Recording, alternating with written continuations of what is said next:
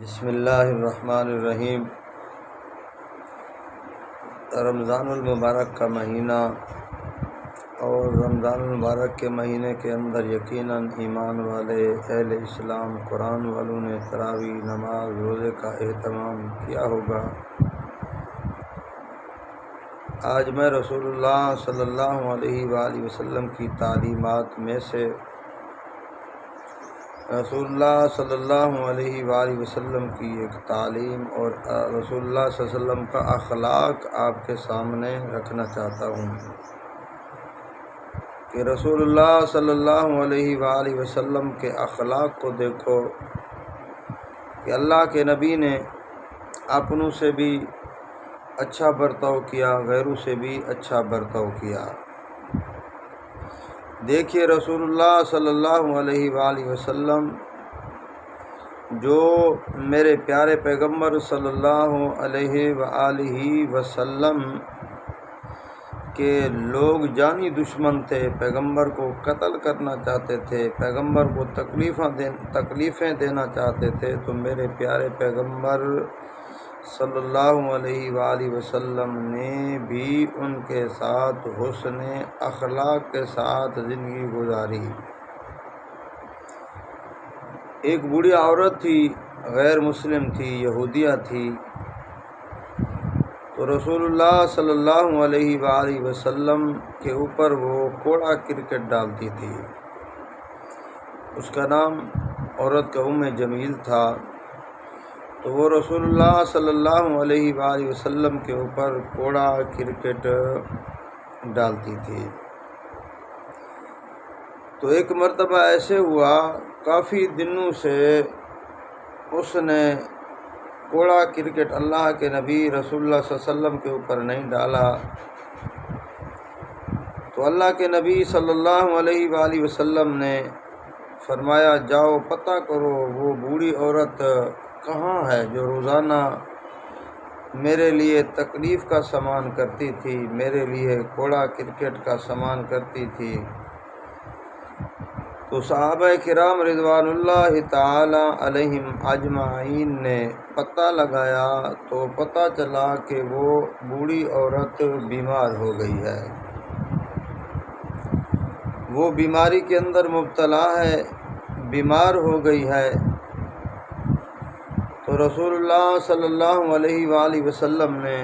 اپنے چند صحابہ کو فرمایا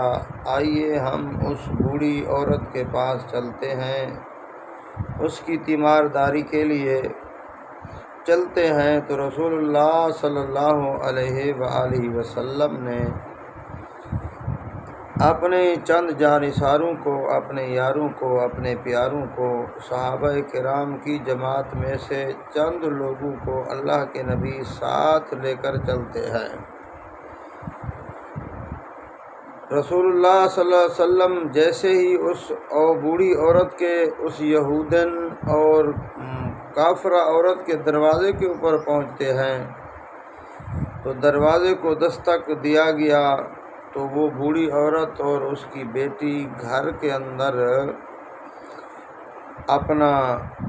باتیں کر رہے ہیں، ماں اور بیٹی آپس میں گفتگو کر رہی ہیں،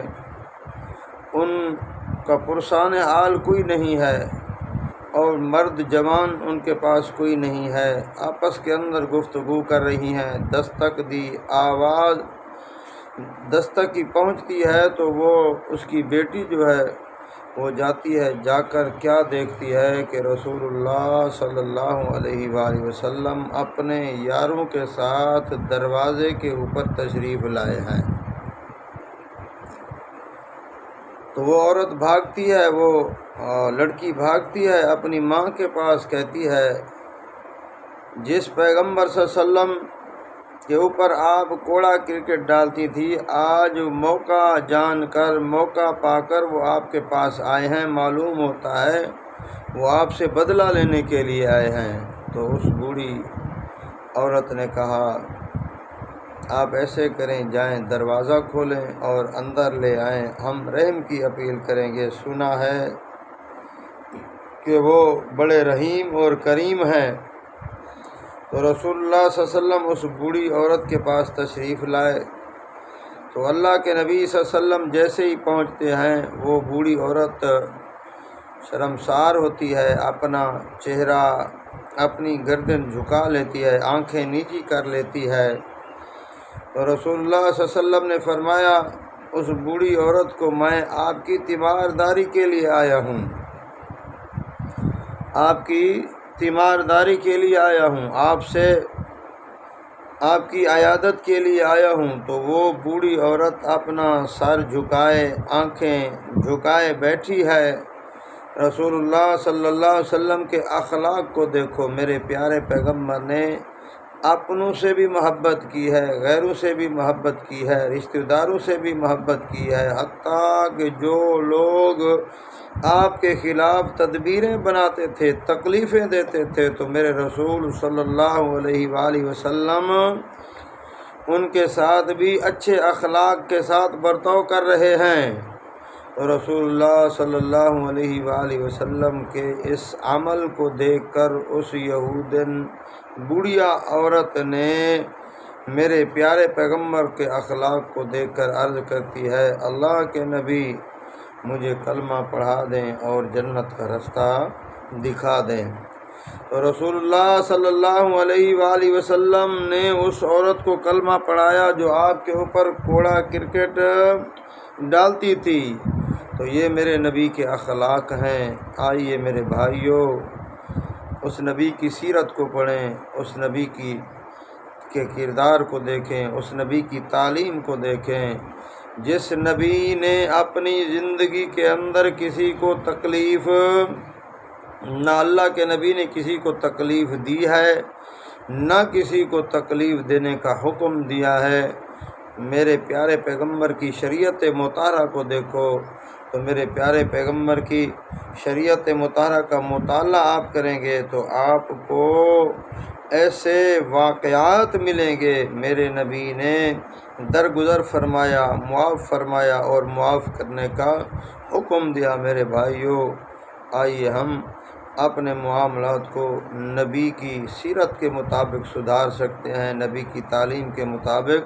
سدھار سکتے ہیں۔ ہم نبی کی تعلیم کو اپنے سامنے رکھیں گے تو الحمدللہ ہماری زندگیوں کے اندر بھی نکھار ہوگا، ہمارے معاملات بھی اچھے ہوں گے، ہماری